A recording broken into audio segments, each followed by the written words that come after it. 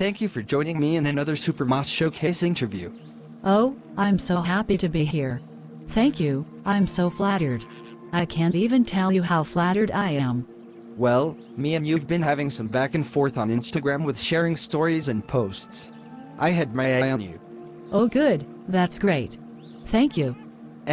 Of course. You do great work and, as I was saying earlier, we never know what kind of moss maker we're going to get. Do they make huge moss walls? Or we have people that are doing some really cool stuff with modern potted plants and are using moss as top dressings, and then obviously your fairy gardens. My fairy gardens, yep.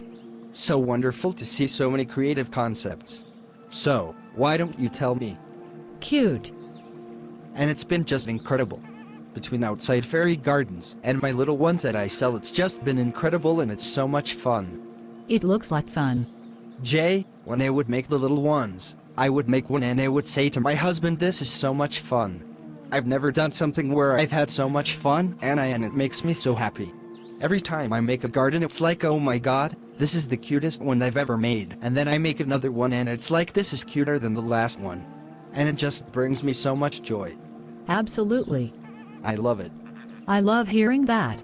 I know you mentioned that starting a little business in this year.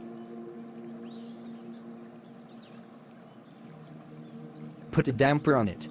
For sure, but you know, when I think about, especially fairy gardens, but also we find Supermoss in terrariums and also in miniature train sets. And what's in common to me, it's like you're working with a little world in front of you. Yes! Now more than ever, how cool is it to have that little escape that you can have on your desk? You have a whole other place that you can be in, and it's magical and you can make it whatever you want. I love that. So, you have many different styles and designs. Could you tell me about when you were first starting? When I first decided to open up my shop, I had found these little containers. Small little containers, actually at Target. They were $1 for little 4-inch containers. So, when I was first shopping, I thought that is what I want to do. I want to do just these little 4-inch containers and that's it. Just do that, and that was my first container purchase. Like a jar? It's this tiny little bucket from Target, and it's 4 inches across, and I thought that would be so cute. I thought this would be like my niche where I would just have them all in this type of little container and just these tiny little miniature gardens. That would be it. I would just do this, and Target has a bunch of different styles like this, and I thought, okay, let's do that. That would be my niche.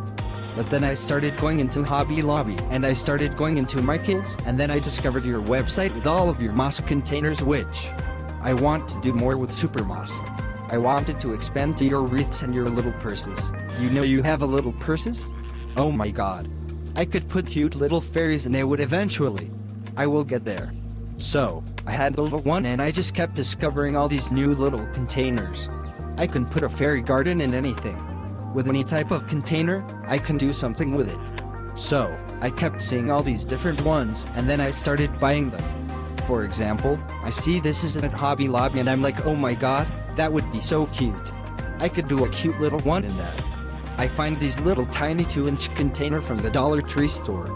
So, I start seeing all of these different containers and I'm like, I got to do more now. I have to expand this to different types of containers, but I don't want to do super big ones. I just want to stay like your Moss coffee cup, the big 6-inch one. That's about as big as I want to go. I want to stay small, I want to stay miniature. Looking at your pictures, it's a little hard to get the scale of how big they are or how small they are, so it's interesting to talk about and seeing how small some of those are. Jay, I could expand and do big ones, but I don't want to because they will cost a lot to do. Also, my sort of niche I specialize in is in the details. Most of the fairy gardens that I've seen there that I've researched that you can buy, artificial plants or even real plants, they don't have the detail that I put into my gardens. That's what I feel separates me from a lot of other fairy garden creators out there. They'll put a little mushroom in, they'll put a little fairy in, and that'll be it. But I go in and I take of a flower, you know, something like this little purple flower, and I'll cut these tiny little buds off, and I'll place them here, or I'll put the whole little piece in. Or I'll take a little piece of fern that's like this big, and I'll cut it real tiny, and I'll use tiny little pieces of fern, and I'll put them in there. So that's what I want to be known for, is the amount of detail that I put into each garden. Yeah,